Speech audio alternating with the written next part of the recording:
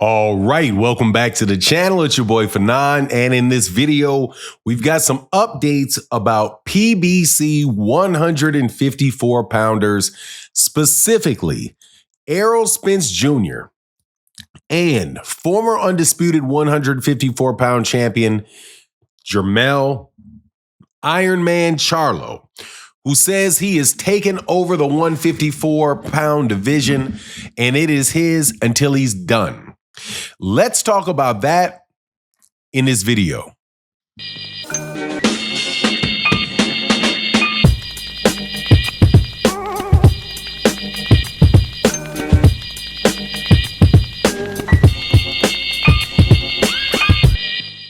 All right, welcome back to the channel. It looks like the PBC is back, putting on a bunch of fights this year and have more fights coming up, as I've got information on Errol Spence Jr. and Jermell Iron Man Charlo. Before I get into that, though, let me welcome you back to the channel. If you're new to the channel, please accept my invitation to hit the subscribe button and hit the bell icon so you can be notified of when we release more videos. And if you're a longtime subscriber and supporter of the channel, thank you guys so much for your continued support. It makes a big difference to the channel. So I got an update from some people in Dallas about Errol Spence Jr.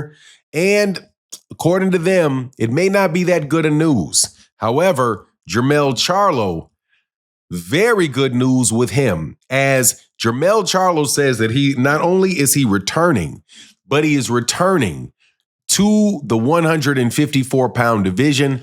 If you've not been paying attention over the last 6-7 years, the 154 pound division has been one of the deepest and the best divisions in boxing.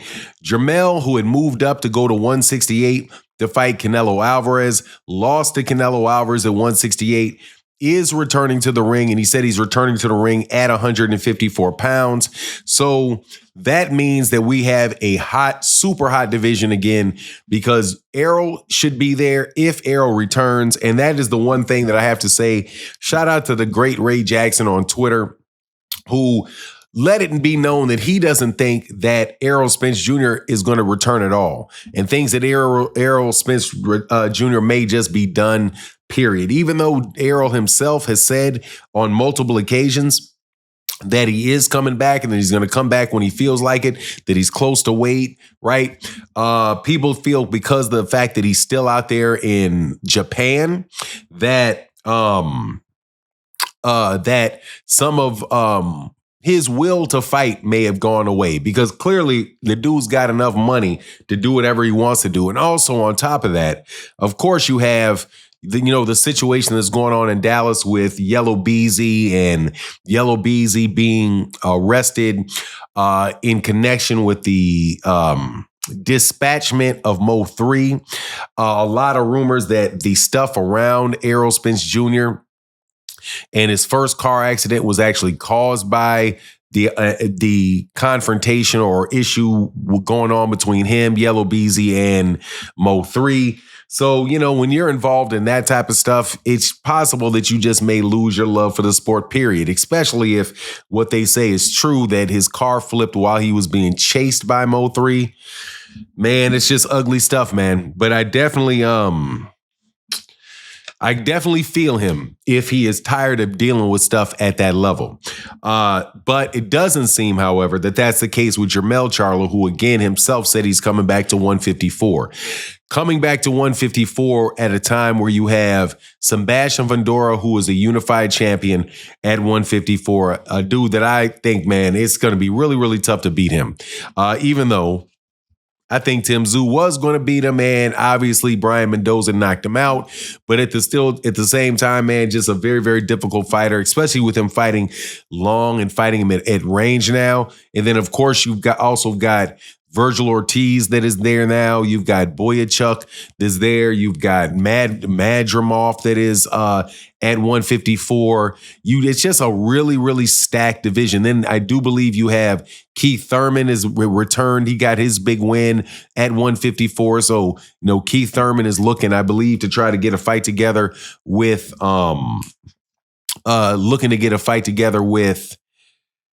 God, who is he fighting? Man, skipping my mind. Tim Tszyu is looking to get a fight with Keith Thurman. That's the fight that these guys are looking to get, because he just beat an Australian guy in his last fight.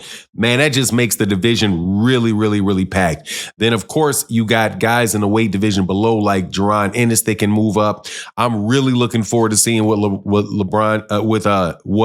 Jaron Ennis is going to do in this next fight with Stanionis. I think that that'll allow him to become a unified champion against Stanionis. And then after that, maybe he can move up and we can start seeing him, doing this thing at 154 pounds. But all in all, man, it's just a lot of really good work at 154. Now, unfortunately, though, that Terrence Crawford is said, or at least the WBO or the WBA has said, that Terrence Crawford will not be returning to 154 pounds, that he's going to go up to 168 and fight Canelo. But after that, he's either going to stay up in those weight classes or he's going to retire.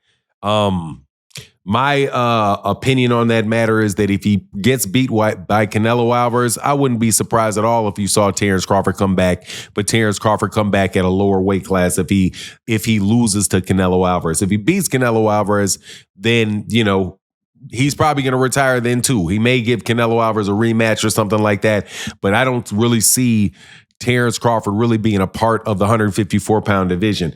And to tell you the truth, bro, the fact if he doesn't come back and fight other people at 154 pounds, his 140, I don't really want to know if I really want to count 154 pounds for him, because that's one fight against a guy that was like 11-0 or something. I can't remember how many fight Madmarov had at the time, but then Madmarov comes back and loses to Virgil Ortiz.